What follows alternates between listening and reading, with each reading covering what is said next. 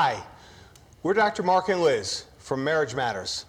Hi, and we are with Msgr Jentili from Our Lady of Guadalupe. Welcome, Monsignor. It's nice to be with you, Dr. Mark and Liz, on your program, Marriage Matters. We are so excited to have you.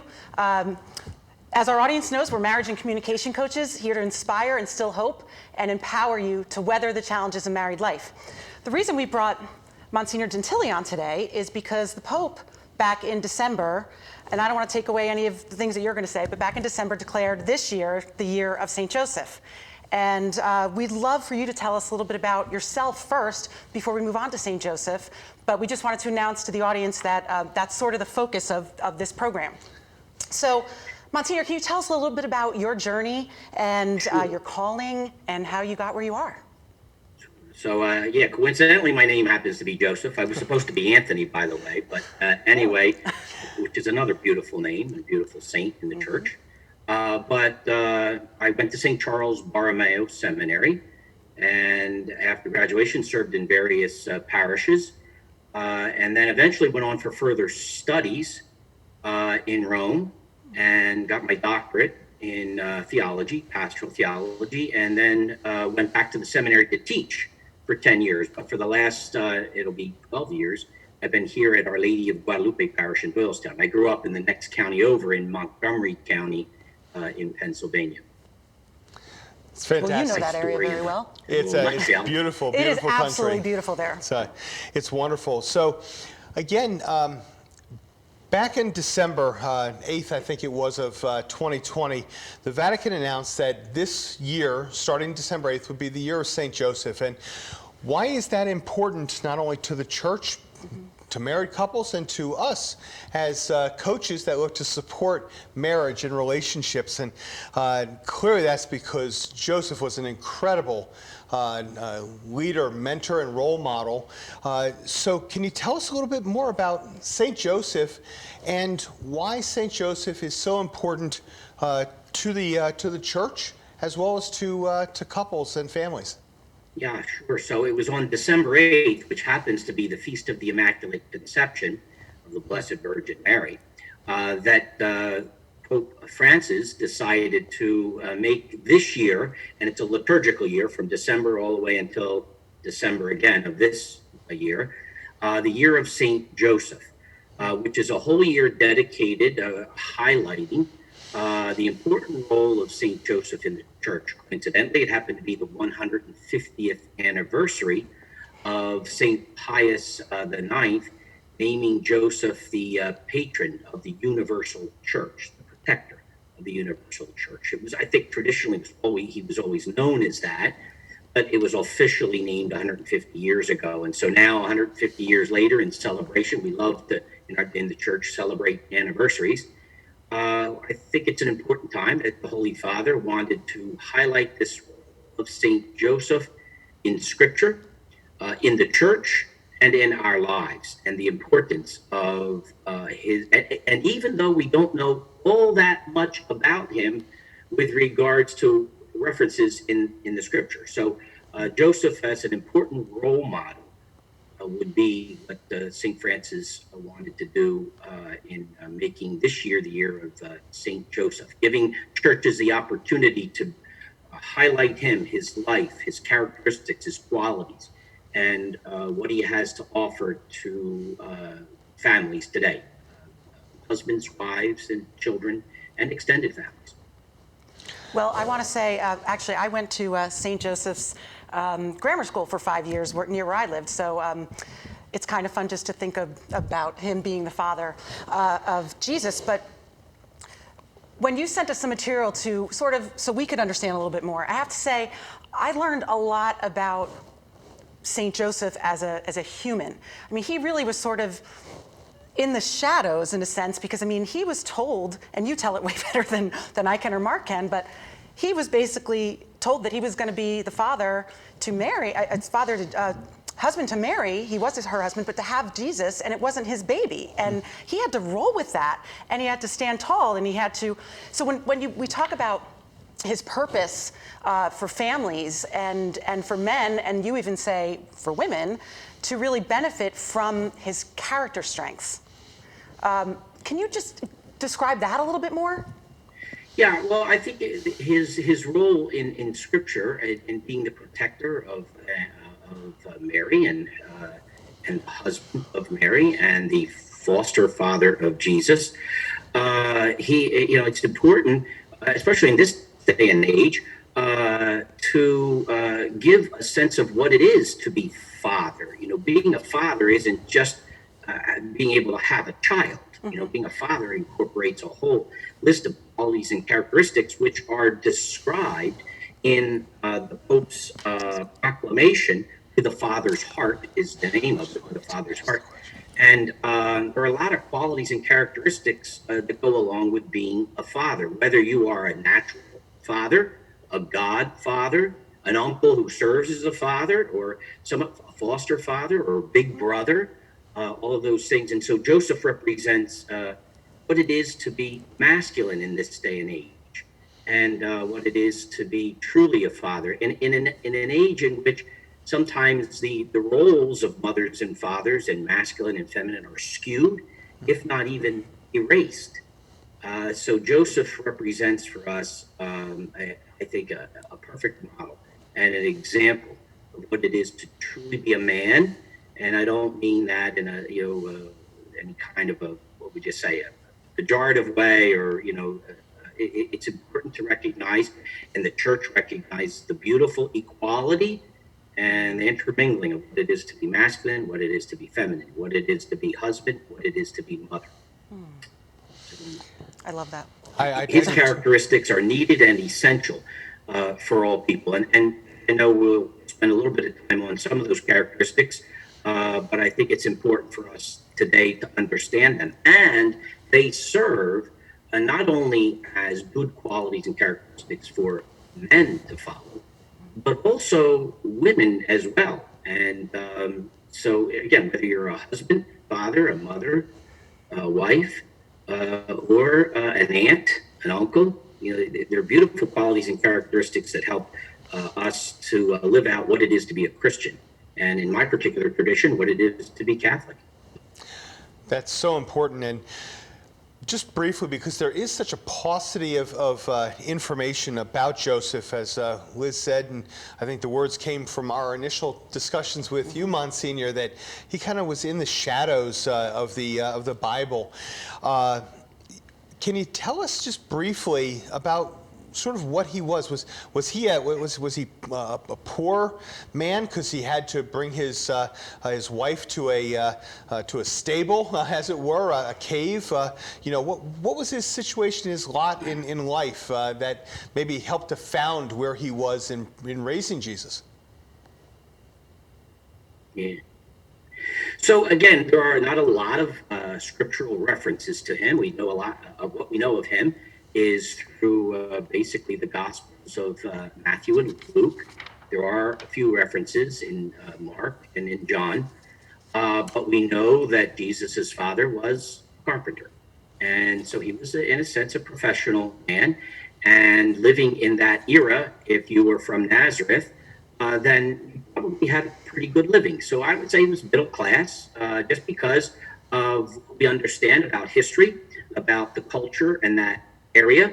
There was a Roman garrison outside of Nazareth, and that meaning there were Roman soldiers, a fort there, and so it's kind of like living near a stadium, right? If you live near a stadium, there's lots of jobs that, if you live down near Philadelphia, there are not just the jobs associated with the stadium, but there are the eateries, right? Restaurants and bars and other types of professionals that gain a living because of that. So Joseph probably was able to get work from Romans. Again, this is all conjecture.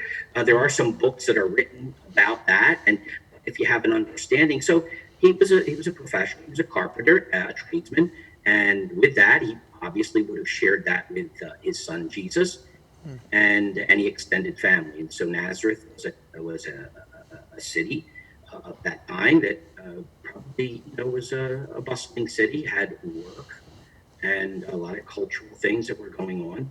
So I would, again, from the tradition, we understand that Joseph had, a good living. Now, the reason why Jesus was born in the stable was because there was no room in the inn. Yeah. So it had nothing to do with the fact. In fact, they went to the inn, to pay. So obviously he had money to pay, but there was no room for him in the inn, and so they had to make do. Understood. So Joseph has been said to show the heart of the Father.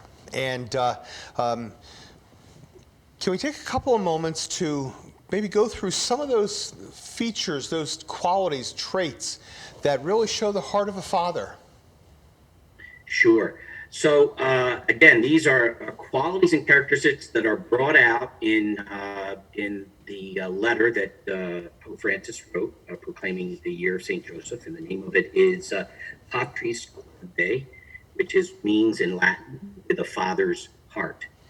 And he highlights from the scriptural references in the tradition some of the things that we would know from Joseph just based on the little bit that is said of him. So we know that he was a beloved father, right? That he was beloved by Jesus and by Mary. He was tender and loving. He had to be tender and loving to be able to take on this role of being the foster father when he knew he wasn't the natural father of Jesus. That he had to be sensitive and kind to Mary's plight, being pregnant, right, out of wedlock, let's say. And so he had to be tender and loving. He was a man who was a righteous man and obedient, right? God came to him in a dream. The angel came to him in a dream and said, "Do not be afraid to take Mary as your wife." And so he was obedient. And I think that's important for men and husbands. Now, I just heard a recent story. A man says, a husband said to his wife just recently, he's in the RCIA at our parish, and he says, "I always have the last two words in an argument with my wife, and that's yes, dear." But obedience is much more than that. Obedience is a sign of respect and kindness and reaching out to the other, and vice versa for the wife to the man. Of course. Well, we are learning a lot about St. Joseph and laying some groundwork to really help us to understand how he can be that role model and mentor. We're going to take a commercial break. We'll be back in a couple of moments with more from Msgr Joseph and learning about how to become better parents.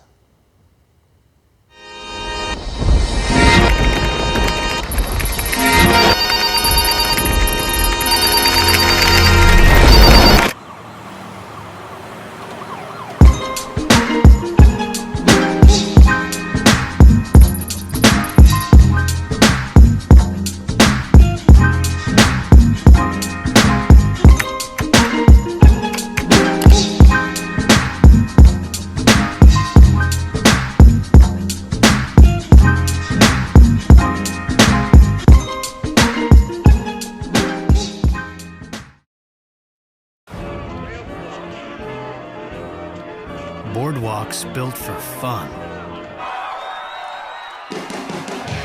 Legendary rock and roll clubs. This is how we do it. Hippity hop. Casinos by the ocean. Hippity hop. Now that's New Jersey. 130 miles of beautiful beaches. Solid rock. And everything in between. Look in the window. Now that's New Jersey. Plan your New Jersey trip at visitnj.org. Waves of fun. Nights of excitement. And a trail of memories. Now that's New Jersey.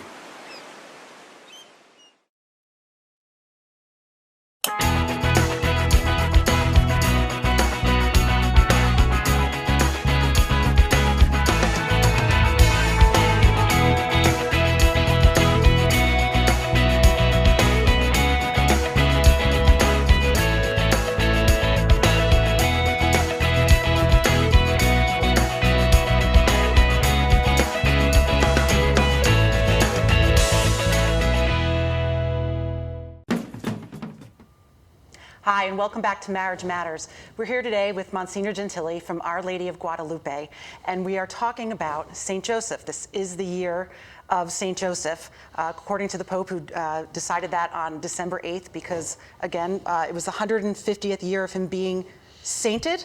The patron, right? Patron. No, recognized as the universal patron of the church. Okay. Well, thank goodness we have the Monsignor to keep us on track. To keep us on track, yes. So you talked about it a little bit earlier, but can you explain to us why St. Joseph is considered a true inspiration? Sure. So again, we were talking before the break about these qualities and characteristics of Joseph, and that he was beloved, tender, obedient. He's an accepting father. He accepts the situation the way it is. Creative and courageous. He's a working father, which is important, the importance of work. And he's a father in the shadows. And so being in the shadows, I think, is important. We are in today's society, everybody's trying to get more and reach out for more and get recognition. And he's okay with where he is. He's okay being the average Joe, as we were saying during the break. I'm kind of jumping the gun here on that. And, so oftentimes people want to be in the limelight, but Joseph he's a man who's comfortable in his own shoes, or should we say sandals. He's able to, he was creative and he worked with God, in that obedience that we referenced to before the break. He was willing to work with God, to give in to God's will, which is not always easy to do. In today's society, in our secular society, it has to be right. It has to be my way or the highway. And Joseph is one who's able to work with the plan. Let's see what the plan is. Let's see what the situation is, and respond accordingly with courageousness, firmness. Pick up Mary and Jesus after they were born, after Jesus was born, pick them both up and run off to Egypt. I'm sure that couldn't have been easy. I think in a human way, Mary, you drag me all the way down here to Bethlehem, because your family is from there, right? We had to check in with the government and, be numbered and all. And then we got to go all the way down, to Egypt. And I wonder sometimes if Mary and Joseph had said, if I had known then what I know now, I never would have. And we all are in those situations, but I don't think Mary and Joseph would have said that. In their beautiful faith and trust in the Lord, they would have never said that. Maybe thought it, but and we often do that. If I had known then what I know now, they were very accepting of the situation, recognizing that life isn't easy and that God was calling them to a task. And Joseph was the leader in all of that with regards to protecting Mary and Jesus from the evils of the world and from the evils of Herod. He had his eyes out on trying to kill Jesus. That's really very insightful as we look at, again, this concept of inspirational models, whether it's for fathers or mothers, grandfathers or grandmothers, as you said, godfather, godmother, to understand how it is to really accept the position that you're in and to love those that are put in your care, to do that tenderly, but to also be creatively courageous. And courage is not always that ability to quote unquote, draw your sword and run across the battlefield. Courage can simply be to show up every day when you have a special needs child, or to show up as your best when you and your spouse are just not agreeing with each other, or when you have a disagreement with that teenage son or daughter. Showing up your best and be creatively courageous, and then to lead by example, by working. Everything you just said is it resonates so strongly with where we see that if people were to follow these tenets, that they would have that better relationship in their family. Well, I think very much so, Dr. Mark. The tools, that Joseph represents, that if we could use them in our relationships, those qualities and characteristics. That's what I mean by the tools. We could use them in our own lives. I think it would help us to live out in our particular situations. Saint Augustine said, "Grace builds on nature." And another way of saying it, or at least the way I like to think of it, is you got to give something God to work with. All right. And we often like to say God's will, God's will, God's will, and whatever God wants, whatever God, and that's true. Oh, it's going to be that. Don't you worry. It's going to be God's will, one way or another. But wouldn't it be nice if God had us more as a cooperator with Him rather than having to work through our resistance? He'll work through that too. Our God is a patient God, as Joseph was a patient father with regards to the situation at hand. But he was a cooperator. And so, we have to give something God to work with. It helps move things along a lot more quickly. And Joseph was one of those kinds of disciples of the Lord. He followed the Lord's lead, and then became creatively courageous and never looking back. Or again, we don't know that much about him, but in what we do know, he never was, never did he say, "Why, Lord, why me? And why did you do this to me?" He may have said that, and we all are, we're human beings, all of us. But we have to have a great trust, and he had that trust. You have to have great trust in the Lord. So I think those are some things that are important for us when we're dealing with the relationships within the family. Mary and Joseph didn't have it easy as well. Oh yeah, they had a son who was God. And I know some of you parents out there think, your children think that they are God and that they're always right. But Jesus really was God. But they cooperated with the Lord in a very human way. One of the things that I think is so important for people to know is as we talk about St. Joseph, that he almost sounds like a simple person. That he was, you would think that the father of Jesus would have to be somebody so much bigger and robust, and he just accepted his role. He mattered. And you said earlier, there's not much about him in the Bible, and yet he's the father of God. So he was given this role and he took it, as you said.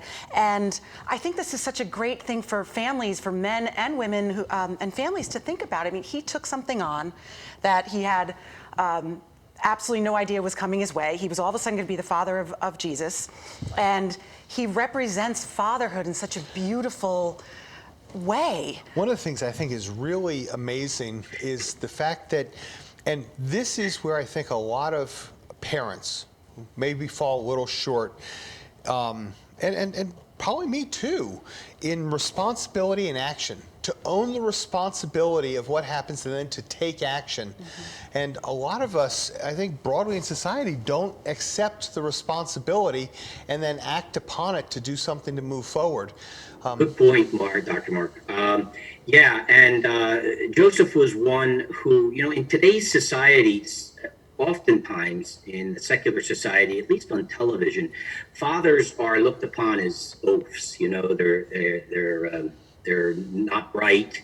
And you could see in the sitcoms, and while it is funny, they don't always build the role of the father up. He's the one who always needs to be led around and needs to be told what to do. And here the church is offering us a little bit of a difference with regards to Joseph not being an oaf. He's not unaware. He's very much aware. And he's very much in sync with the Lord and with his wife, Mary. I think that's important. So oftentimes parents, kids love to divide parents. I was an expert at it when I was a young boy growing up. I tried to get my mom, because again, I think they played good cop, bad cop, right? My dad was the bad cop, my mom was good cop. God rest their souls. And I remember, my mom was the easier one to try to, get to the permission. And I think every family has that. Maybe it's the opposite of that particular situation. But I used to dread the 4 words when she would say it, try to butter her up and wanted her, let me do something. Those dreaded words: go, ask, your father. No, Mom, let's not bring him into this, right? Let's keep him out of this, because I used to think, again, in my childishness, that he would just say no. But they were very much in sync with one another. Go ask your father. Go ask your mother. That's it. That's important, to be, in sync with one another. I think Mary and Joseph were in sync with one another. And I think, I used to think my parents were in cahoots. Now, I don't know what cahoots is, but you got to be in it with someone else, right? And but they would always, my father, if I could butter him up, go ask your mother. Nah, Dad, it looks like you're going to let me do this, right? Let's just, so that working together. I think parents today need that kind of support of one another in their roles, because kids will conquer and divide. I was an expert at it, right? Not really. In my own childish way, I used to think I was an expert. I think they kind of talked to each other at night and just laughed at myself and my siblings, because they were working with one another. I think that's important in relationships today, and that we see, even though the scriptures are few, that Mary and Joseph, work with one another. Well, I love what you just said. I love what you just said, Monsignor, because going down to Bethlehem. I love what you just said, because you talked about the kids sort of pulling the parents apart from each other. My parents were married 7 years before they had my sister, and my mother said, we never fought a day of the 7 years. And then my sister was born and everything changed. So that is very understandable, and I think our audience is going to connect with what you just said, because it is hard for parents to stand up and try and stay aligned at all times when you have kids. So actually, as we come to the end of the show here, I just want to first of all thank you, and we'll give you a moment to let people know about Guadalupe and something special that we're doing. I want to take a moment, though, just to let you know that you, as a Monsignor, as a father of your own family, your parish, obviously have a lot of these characteristics. And one thing that many people think is that priests are unapproachable. They're there, they're sacred. And the humility, the story of telling about your growing up and your parents was truly so heartwarming, and I think allowed our audience to really connect with you, Monsignor Gentili. So thank you. Can you let our audience know a little bit about Our Lady of Guadalupe and where they can find you? Yeah, so Our Lady of Guadalupe is a beautiful church, relatively new. It's about 12 years old as a building. The parish itself is going to be 21 years old. We had a little bit of a slow start in building the community, and I've been here now in June, it'll be 12 years. And we're nestled in Doylestown area in a beautiful little township by the name of Buckingham Township in Bucks County, northern Bucks County. And we are I would like to think of us as a very welcoming parish family, growing disciples and making church better. And it's an opportunity I would love for people to come and just experience what's going on there. That would be fantastic. And Monsignor has invited us, and we're really very grateful and blessed to put together a program that will nurture the family in the Our Lady of Guadalupe Parish, and is open to others around the quick little graphic you saw had some of the ways that you can get in touch. You can also reach out through marriagemattershosts@gmail.com if you missed that sign up or informational. And we'd love to hear from you, as we always do, with questions and thoughts, other ideas for the show. Or if you're interested in being a guest on the show. Exactly. So thank you so much for joining us. Thank you so much, Monsignor Gentili. Thank you. And we'll see you guys next time. Bye. Take care. Bye-bye now.